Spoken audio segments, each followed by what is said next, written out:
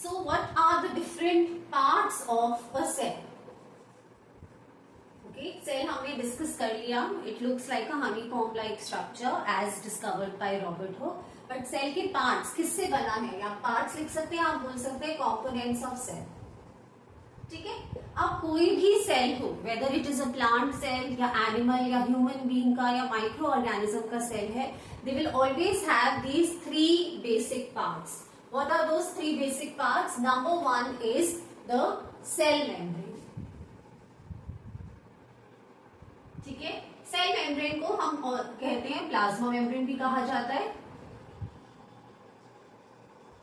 The second part, irrespective of कि वो कोई भी सेल हो, this is going to be there, that is nucleus.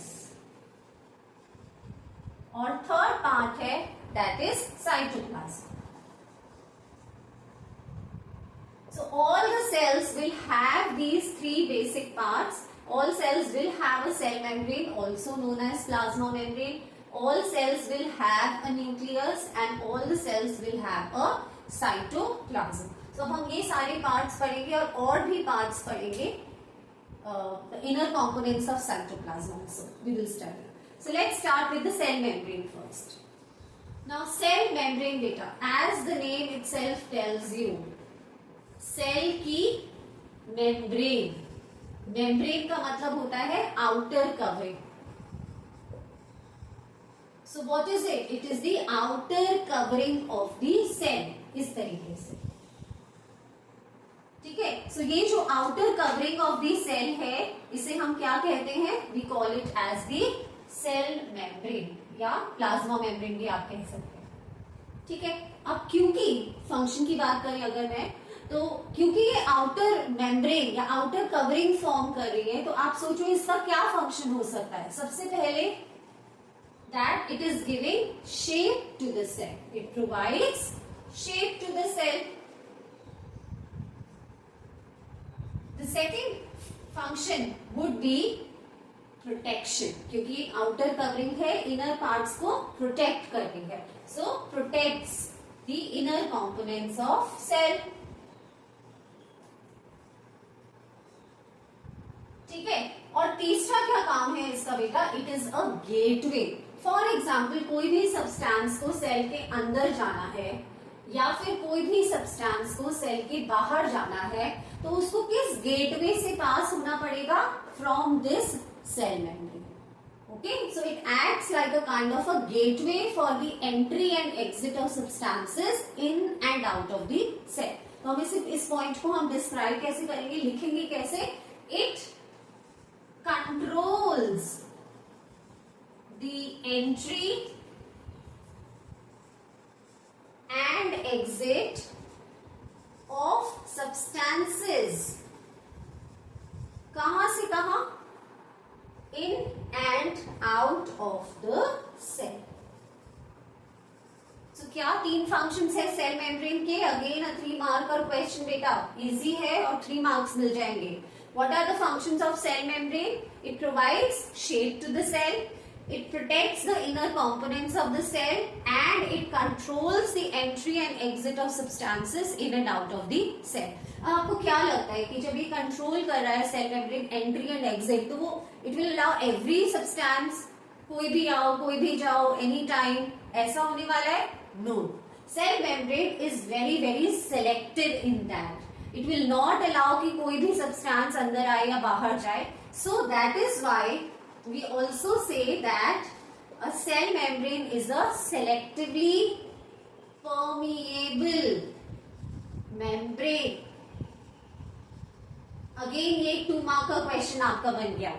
ठीक है. That why cell membrane is called as a selectively permeable membrane, because selectively मतलब select करके कुछ सब्सटेंसेस ही अलाउड है. परमिएबल, परमिएबल वर्ड का मतलब होता है बेटा परमिशन. ओके. परमिशन देना या अलाउ करना. ठीक है. So it is selective in that nature.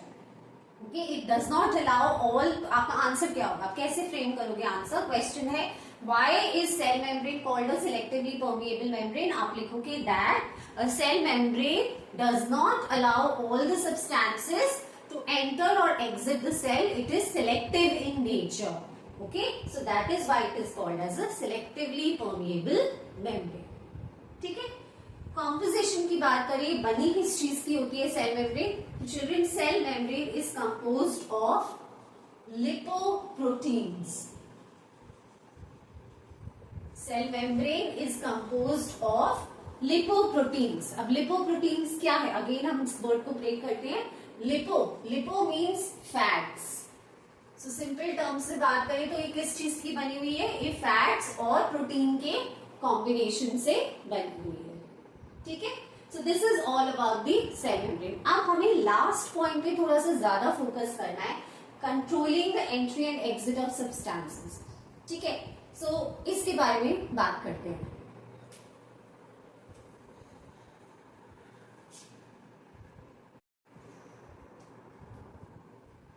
इससे जो हमारा थर्ड फंक्शन था सेल मेम्ब्रेन का, उससे हमें थोड़ा सा और डिटेल में स्टडी करना है, which was to allow entry and exit of substances in and out of the cell. So जैसे ये सपोज हमारी सेल मेम्ब्रेन है and the substances would like to come in और एग्जिट द सेल. तो जब मैं बार बार बोल रही हूँ substances would like to come in and exit, कौन से वो सब्सटेंसेस है जो कि सेल के अंदर और बाहर आते जाते हैं? सो दीज सब्सटेंसेस चिल्ड्रन, या तो वो गैसेस हो सकती हैं, या तो फिर वो लिक्विड्स हो सकते हैं. ठीक है, या तो वो गैसेस हो सकती है या तो फिर वो लिक्विड्स हो सकते हैं. राइट, तो गैसेस की entry and exit, for example oxygen and carbon dioxide. जब हम ब्रीथ करते हैं, इनहेल करते हैं ऑक्सीजन और एक्सहेल करते हैं carbon dioxide, so it enters and exits our cell, right? Oxygen enters and carbon dioxide exits. So this movement of gases is controlled by a process. This movement of gases is controlled by a process which is called as diffusion, and it's a very important process. Diffusion.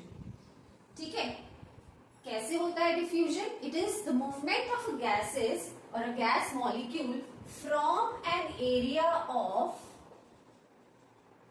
higher pressure to an area of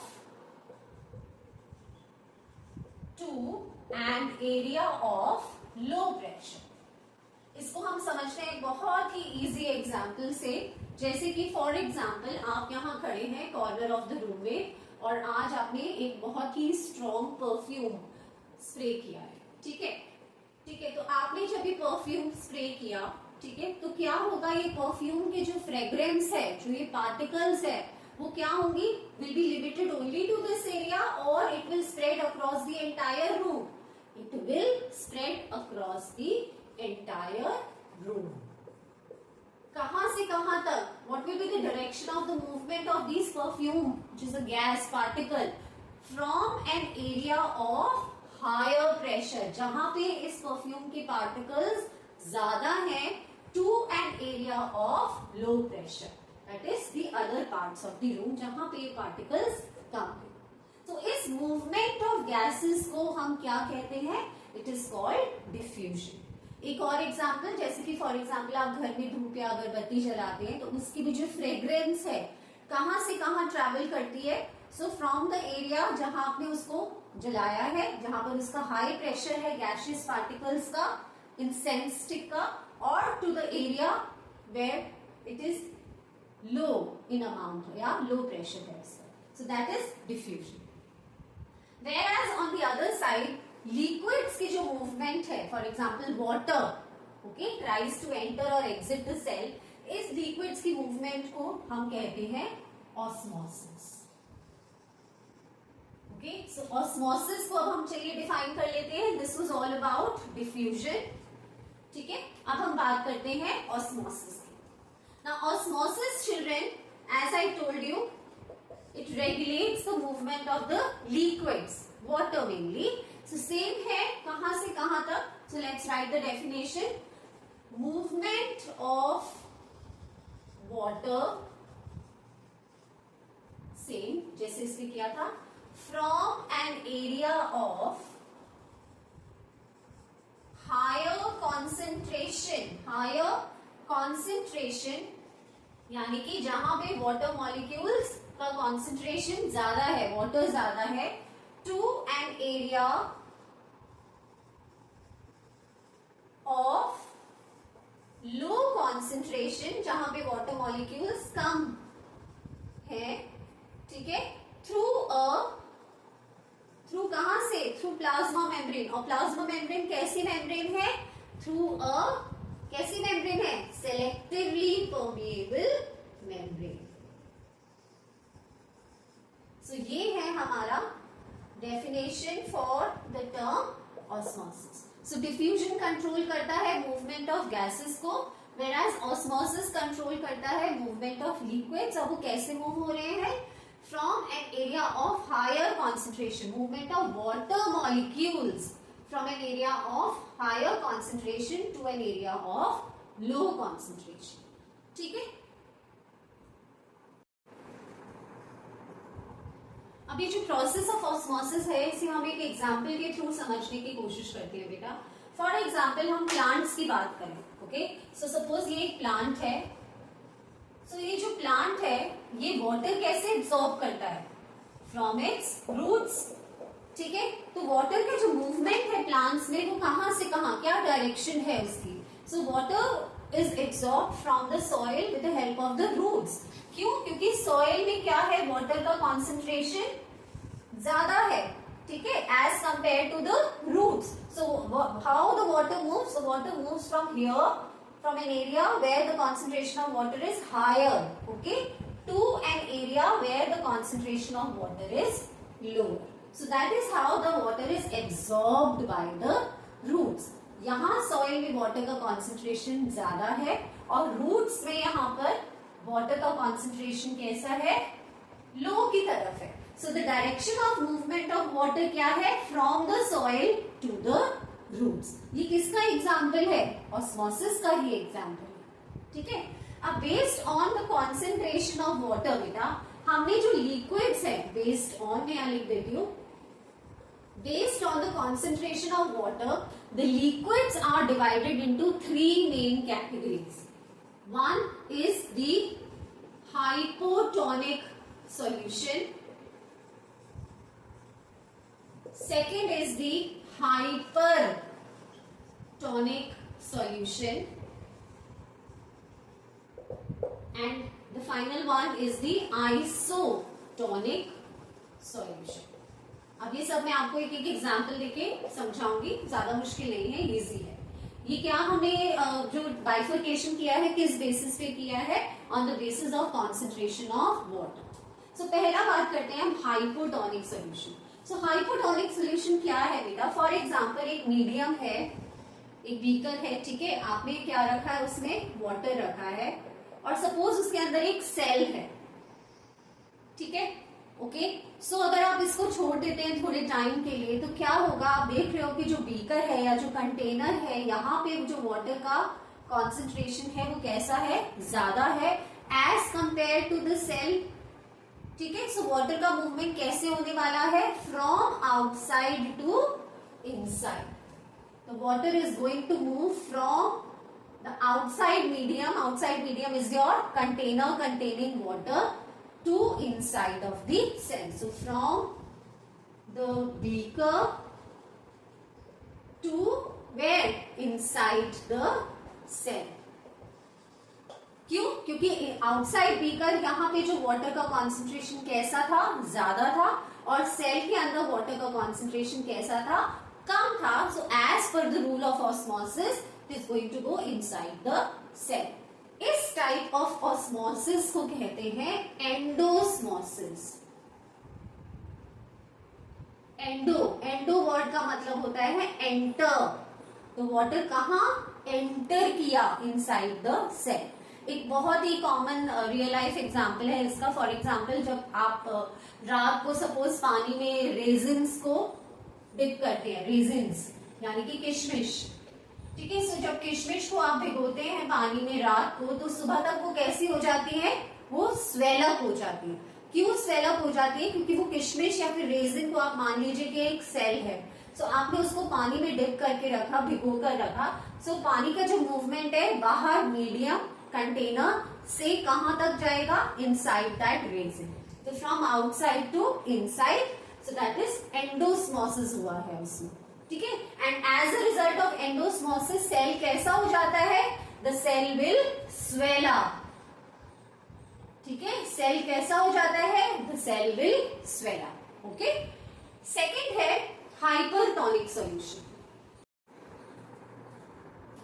चलिए second बात कर लेते हैं hypertonic solution की. इसमें क्या होने वाला है, फॉर एग्जाम्पल कि आपने एक स्लाइड लिया है, एक ग्लास स्लाइड. ठीक है. उसमें आपने क्या लिया है, एक ड्रॉप ऑफ ब्लड. ठीक है. तो ये आपका स्लाइड है और ये क्या है, ये ड्रॉप ऑफ ब्लड है. अब उस ब्लड के ऊपर, ब्लड सेल के ऊपर आपने क्या डाल दिया है, with the help of a dropper NaCl solution डाल दिया है. ठीक है. आपने एक ड्रॉपर से उसने NaCl क्या होता है, सॉल्ट सोल्यूशन डाल दिया है. तो क्या होगा, किस प्रकार से ऑस्मोसिस होने वाला है. सो आप देखिए, अब ब्लड है जिसमें वाटर का, बिकॉज ये आपने NaCl डाला है यहाँ पर, आप ये देखो ध्यान से. NaCl क्या है, इसमें जो वाटर का कॉन्सेंट्रेशन है वो लो है. क्यों, क्योंकि आपने क्या मिक्स कर दिया है वाटर में, आपने सॉल्ट मिक्स कर दिया है. तो जो वाटर का कॉन्सेंट्रेशन कैसा हो गया, वो लो हो गया. whereas ब्लड में वाटर का कॉन्सेंट्रेशन हाई है in comparison. So here the movement of water will take place from inside the cell to the outside medium. So कहां से कहां, from blood cell to the outside medium. ऐसा क्यों, क्योंकि जो आउटसाइड मीडियम था आपका NaCl, जो कि एक सॉल्ट सोल्यूशन है, और सॉल्ट डालने की वजह से, देखिए एक है पानी, ओके, एक है पूरा कंटेनर जिसमें सिर्फ वाटर है. अब आपने उसमें क्या कर दिया, आपने सॉल्ट डाल दिया उसमें, तो जो वाटर का कॉन्सेंट्रेशन था वो क्या हो गया, लो हो गया, क्योंकि आपने उसमें सॉल्ट मिक्स कर दिया. सो ब्लड में जो वाटर का कॉन्सेंट्रेशन था वो कैसा था, हाई था, और आउटसाइड मीडियम में वाटर का कॉन्सेंट्रेशन लो था. तो movement of water will take place from inside the cell to outside medium. इस ऑस्मोसिस को बोलेंगे exosmosis. Exo word has come from exit. ठीक है. अब इस केस में क्या होगा, जैसे कि एंडोस्मोसिस में क्या हुआ था, the cell swelled up because उसने वाटर को एब्सॉर्ब कर लिया था. अब यहां से तो वाटर बाहर निकल गया है. So as a result of it the cell will look like shrinked. Okay. तो द सेल विल श्रिंक. और इसी से एक बहुत इंपॉर्टेंट फिनोमिना बनता है which is called as plasmolysis. क्योंकि वो सेल इतना श्रिंक हो गया, आप देख रहे हो कि जो मेम्ब्रेन थी सेल की, फ्रॉम दिस टू चेंज हो गई है फ्रॉम दिस. ठीक है. क्योंकि उससे क्या हो गया, सारा का सारा वाटर लॉस हो गया ड्यू टू एक्सोस्मोसिस. सो क्या हुआ, प्लाज्मोलाइसिस को अगर हम ब्रेक करें तो word plasmo has come from plasma membrane, that is the outer covering, और द आउटर मेम्ब्रेन का क्या हो गया, लाइसिस हो गया. दैट मीन्स रप्चर हो गया, यानी कि ब्रेक डाउन हो गया. So this breakdown of the plasma membrane is called as plasmolysis. So exosmosis results in plasmolysis. Okay? Is this clear? और लास्ट है हमारा isotonic solution which is very easy. Iso का मतलब क्या होता है, same. So same, tonic means concentration. So एक ऐसा मीडियम जहां पर inside the cell and outside medium में जो वाटर का कॉन्सेंट्रेशन है वो कैसा है, सेम है. So inside the cell concentration of water is equal to the concentration of water कहां पे, outside the cell. So आपको क्या लगता है, will there be any net movement of water? No. Okay, so there will be no net movement of water. In case of which kind of medium, which kind of a solution? isotonic solution. So on the basis of concentration of water, we have three kinds of solution. Hypotonic, which results in the process of endosmosis, and as a result the cell swells up. Okay. Hypertonic, which causes exosmosis, osmosis, and as a result of it the cell shrinks and can also result in plasmolysis. And isotonic solution is the one where there is no net movement of water. Okay, so this was a detailed discussion about that third point we started under the function of plasma membrane, that how it regulates or allows the entry and exit of substances in and out of the cell. Okay, now we have to start with the next component, that is nucleus.